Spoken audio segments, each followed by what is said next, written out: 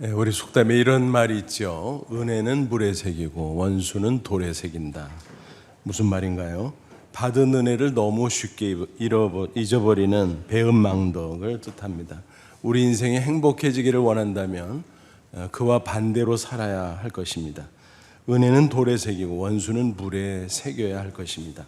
미국 건국의 아버지 중에 하나였던 벤저민 프랭클린이 이런 말을 했습니다. 받은 상처는 모래 새기고 받은 은혜는 대리석에 새기라. 딱 맞는 말이죠. 감사는 신앙과 인격의 척도입니다. 감사하는 사람이 성숙한 신앙인이고 감사하는 사람이 고매한 인격자인 것입니다. 그런데 인간은 본성상 감사할 줄을 모릅니다. 그래서 그런지 성경은 감사를 자주 강조하고 있습니다.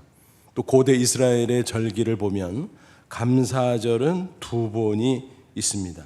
그 전통을 이어받아 오늘날 교회에서도 1년에 2번씩 감사절을 지킵니다. 전반기에 맥추감사주일, 후반기에 추수감사주일을 지킵니다. 그 이유는 이런 기회에 감사신앙을 점검해라, 또 배양해라, 그런 뜻이 있습니다. 오늘 추수감사주일인데 이 시간 말씀을 통해서 다시 한번 감사신앙을 더욱 고취시킬 수 있기를 바랍니다. 그래서 감사로 항상 행복하게 살아가는 저와 여러분 되시기를 주님의 이름으로 축원합니다. 본문은 예수님께서 어느 집에 초대받아 가셨을 때 사건 기록이에요. 그 집 주인이 누군가요? 바리새인 시몬.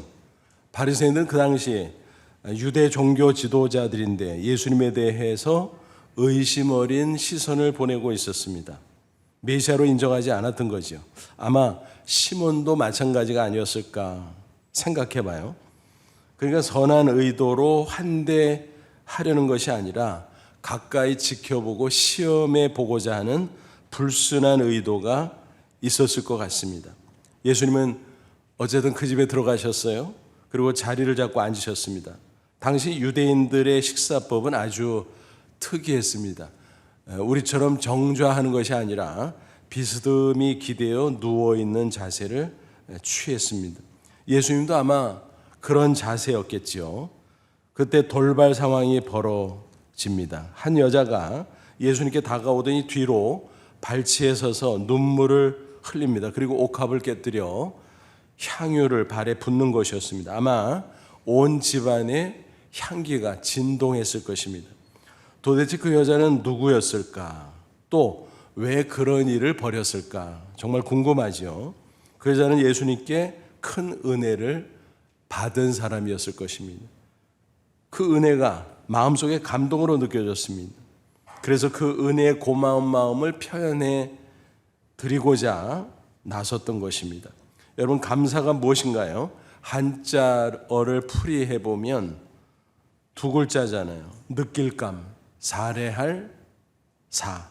뭐예요? 마음속에 은혜를 깊이 느끼고 더 나아가서 고마운 마음을 표현하는 것입니다. 그게 감사합니다. 그 여자는 은혜를 느꼈고 그 은혜는 어떤 것이었을까요? 어마어마했어요. 갚을 수 없는 은혜. 그냥 갚을 수 없는 게 아니라 갚아도 갚을 수 없는 은혜였습니다. 여러분, 은혜라는 게 뭘까요? 받을 자격이 없는 사람에게 거저 베푸는 호의를 가리킵니다. 부모의 은혜, 스승의 은혜, 또 평생의 은인이 베풀어준 은혜, 뭐 이런 것들이죠. 아무리 대단한 효자라고 할지라도 또 부모의 은혜를 다 갚을 수는 없습니다. 아무리 신실한 애 제자라고 할지라도 스승의 은혜 다 갚을 수 없어요. 아무리 훌륭한 인격자라고 할지라도 평생의 은인의 은혜를 다 갚을 수는 없습니다. 그게 우리 인간의 연약한 모습이죠. 더더욱 하나님의 은혜 도저히 갚을 수가 없습니다. 무한한 은혜이기 때문입니다. 그래서 갚아도 갚을 수 없는 은혜, 이렇게 말하는 것입니다. 하나님의 은혜는 크게 두 종류가 있습니다. 일반 은혜와 특별 은혜. 일반 은혜는 주로 육신적인 것인데 신자와 불신자를 막론하고 창조주 하나님께서 모든 인간들에게 골고루 베풀어 주시는 은혜인 것입니다. 예수님께서 말씀하셨어요. 마태복음 5장 45절. 이같이 한즉 하늘에 계신 너희 아버지의 아들이 되리니 이는 하나님이 그 해를 악인과 선인에게 비추시며 비를 의로운 자와 불의한 자에게 내려주심이라. 무슨 얘기예요? 하나님께서 비를 내려주시고 햇빛을 비춰주실 때 의인 악인, 선인 악인 가리냐? 가리지 않는다. 골고루 주신다. 왜냐하면 창조주시기 때문에 피조물의 생존을 보장해 준다라는 것입니다. 그러니까 불신자조차 자신들이 몰라서 그렇지 하나님의 은혜로 살아가고 있는 것입니다. 그런데 믿음이 있으면요, 유치원 아이들도 알아요. 아이들이 부르는 아름다운 찬양이 있어요. 뿅뿅뿅뿅 병아리는 알고 있나 봐. 하나님의 은혜가 얼마나 큰지. 하하하하 하나님 감사합니다. 물 한 모금 물고도 하늘을 보내. 여러분 얼마나 예쁜 찬송입니까? 다 알잖아요, 아이들이. 또 이런 것도 있어요. 포도밭에 포도가 땡글땡글 땡글땡글 탱글탱글 잘도 열렸네요. 오이밭에 오이가 길쭉길쭉 길쭉길쭉 길쭉길쭉 잘도 열렸네. 자기 혼자 컸을까? 아니죠. 정말 혼자 컸을까? 아니죠. 자기 혼자 컸을까? 아니죠. 정말 혼자 컸을까? 아니죠. 위에 계신 하나님이 키워주셨죠. 위에 계신 하나님이 키워주셨죠. 얼마나 놀랍습니까? 믿음이 있으면 하나님을 인정하고 하나님의 은혜도 아는 것입니다. 우리 교회 영생유충과 신반포 선교원이 있잖아요. 매년 추수감사절이 가까워지면 추수감사 예배를 드려요. 바로 지난 금요일에 제가 인도했습니다. 꼭 인도합니다. 빠지지 않고. 그런데 예배 드리면서 아이들 앞에 탁자에 뭐 과일이고 뭐 떡이고 뭐 이런 것들을 쭉 진열해 놓거든요. 그때 설교 중에 그렇게 물어봤어요. 여러분, 이게 누가 만드셨어요? 누가 주셨어요? 그러니까 아이들이 뭐라고 대답했을까요? 하나님이요. 다 알잖아요. 하나님이 주셨대요. 어떻게 주셨는지 다 알잖아요. 아무리 농부가 씨를 뿌리고 열심히 땀 흘리며 수고를 한다고 할지라도 하늘에서 햇빛이 비춰지지 않으면, 또 비가 내리지 않으면 농사는 허사가 될 수밖에 없습니다. 그거 하나님의 은혜라는 거예요. 아이들은 다 알아요. 여러분, 신자와 불신자의 차이가 무엇입니까? 신자는 하나님의 은혜를 아는 사람이에요. 불신자는 그 은혜를 모르는 사람이에요. 또 특별한 은혜는 무엇입니까? 예수 그리스도를 믿는 성도들에게 제한적으로 베풀어 주신 은혜예요. 주로 구원과 관련된 신령한 은혜입니다. 사도 바울이 에베소 1장 7절에서 증거합니다. 우리는 그리스도 안에서 범이죠. 예수님을 믿고 그리스도 안에 들어온 사람의 국한에서 그 은혜의 풍성함을 따라 그의 피로 말미암아 속량곧 죄사함을 받았느니라. 예수님의 대속의 은혜로 말미암아 죄사함을 받고 사망에서 구원받고 영생 얻고 천국의 소망을 얻고, 이런 신령한 은혜들을 가리키는 것입니다. 그리고 장차는 천국으로 인도된다는 확신과 소망을 얻게 되는 것입니다.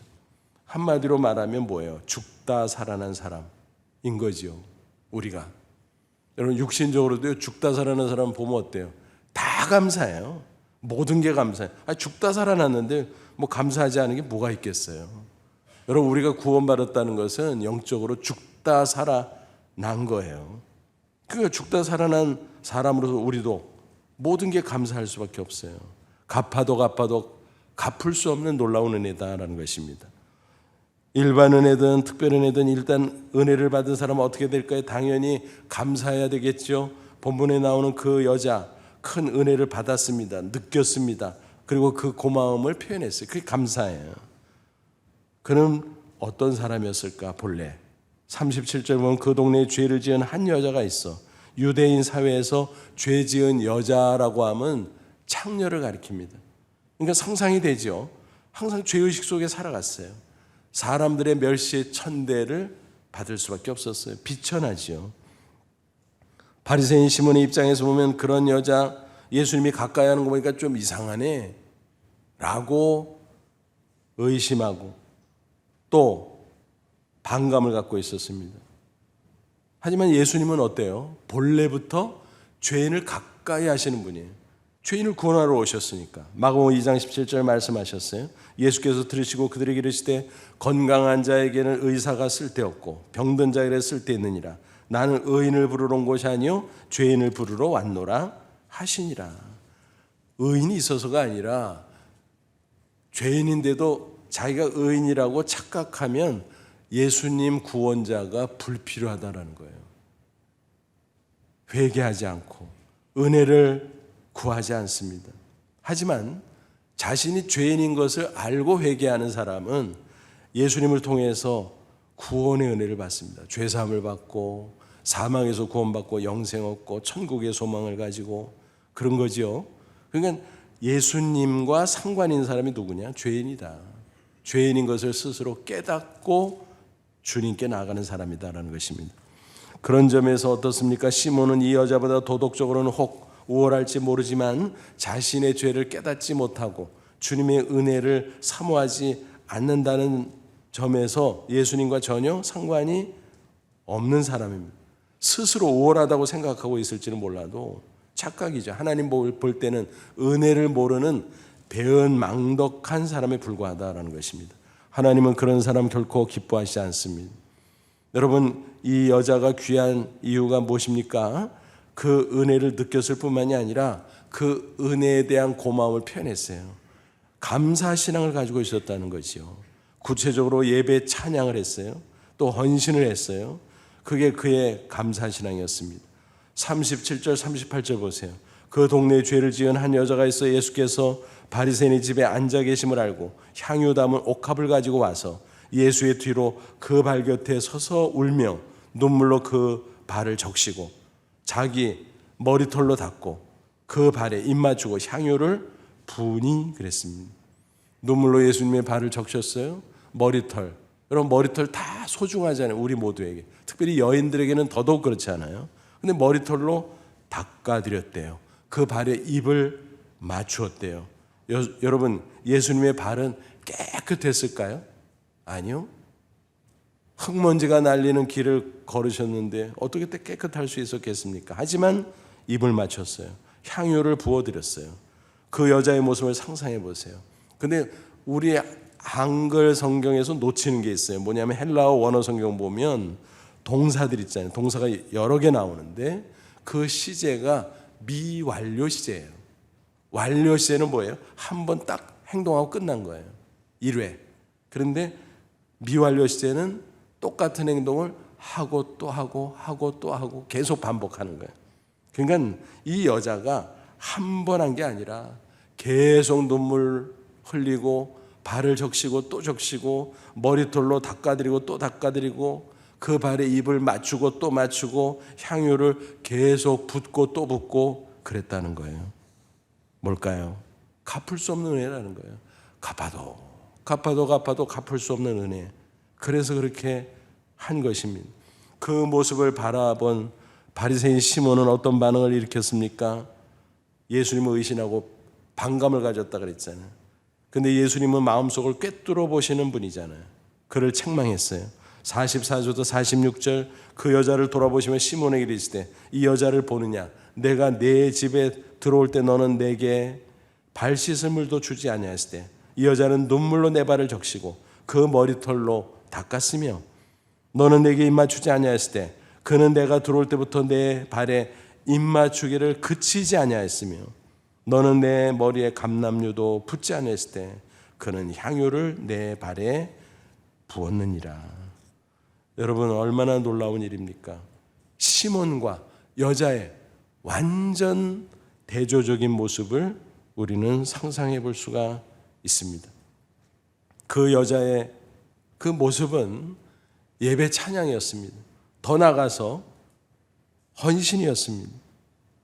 은혜 받은 자가 제일 먼저 할 일이 바로 예배 찬양입니다. 에베소 1장 6절 이는 그가 사랑하신 자 예수 안에서 우리에게 거저 주시는 바 그 은혜의 영광을 찬송하게 하는 것이라. 우리를 십자가 대속연으로 구원하신 하나님의 목적이 뭘까? 그 은혜를 찬양하도록 예배하도록 그게 목적이라는 거예요. 비싼 향유를 아낌없이 부어드린 그 여인의 행동은 뭐예요? 최고의 헌신이었습니다. 값도 비싸지만 아마도 가난했을 법한 그 여인에게는 전 재산이었을 거예요. 평생 가장 중요할 때 옥합을 깨뜨려 향유를 사용하려고 했던 건데 과감하게 예수님께 드렸다라는 것입니다. 바울의 헌신도 그랬습니다. 사도 바울은 예수 그리스도를 믿고 그 놀라운 구원의 은혜를 깨닫고 나서는 너무너무 감사해서 갚을 수 없는 은혜라서 그는 헌신의 헌신을 거듭했습니다. 그리고 그는 이렇게 고백했죠. 고린도전서 15장 10절. 그러나 내가 나 된 것은 하나님의 은혜로 된 것이니 내게 주신 그 은혜가 헛되지 아니하여 내가 모든 사도보다 더 많이 수고하였으나 내가 한 것이 아니오 오직 나와 함께 하신 하나님의 은혜로라. 무슨 얘기예요? 바울은 은혜가 감사해서 헌신 누구보다도 사도들 대단하잖아요. 근데 그들보다도 더 했다는 거예요. 근데 알고 보니까 그렇게 헌신하게 된 것도 역시 하나님의 은혜라는 거예요. 모든 게 하나님의 은혜다라는 것입니다. 헌신하면서 그것조차 하나님의 은혜인 것입니다. 여러분, 은혜 받은 자가 감사하면요 그것으로 당연하잖아요. 그런데 하나님은요 더 큰 은혜를 부어주세요. 한마디로 표현하면 뭐죠? 은혜 위에 은혜인 것입니다. 본문 밑으로 쭉 내려가서 50절 보면은요 예수께서 여자에게 이르시되 내 믿음이 너를 구원하였으니 평안히 가라 하시더라. 이미 믿음으로 구원받았어요. 놀라운 은혜를 받았어요. 근데 평안하라. 이제 더 이상 사람들 시선 의식하지 마. 내가 너에게 자유를 줬어. 너에게 평안을 주었어. 마음껏 누려라. 주님께서 그렇게 말씀해 주셨다라는 것입니다. 그 여자는 아마 난생 처음으로 자유와 행복을 느꼈을 것입니다. 이래서 감사하는 사람이 진정 행복하다 그 말씀을 드리는 것입니다. 흔히 많은 사람들은 생각해요. 안락한 조건을 갖추면 또 좋은 환경을 갖추면 행복해지겠지? 천만의 말씀입니다. 착각입니다. 하나님의 은혜를 느끼고 고마움을 표현하면서 감사할 때 비로소 행복해진다는 사실을 꼭 기억하시기 바랍니다. 심지어는 고난 가운데서도 감사할 수만 있다면 얼마든지 행복할 수 있는 것입니다. 더 나아가서 헌신을 통해서 더 큰 은혜를 경험하고 더 큰 행복을 누리며 살아갈 수 있다는 사실입니다. 많은 사람들이 애송하는 복음성 가운데 하나님의 은혜라는 찬양이 있죠. 1998년이니까 꽤 오래전에 작사 작곡이 됐어요. 그런데 그때부터 지금까지 끊임없이 많은 사람들이 부르며 하나님의 은혜에 공감합니다.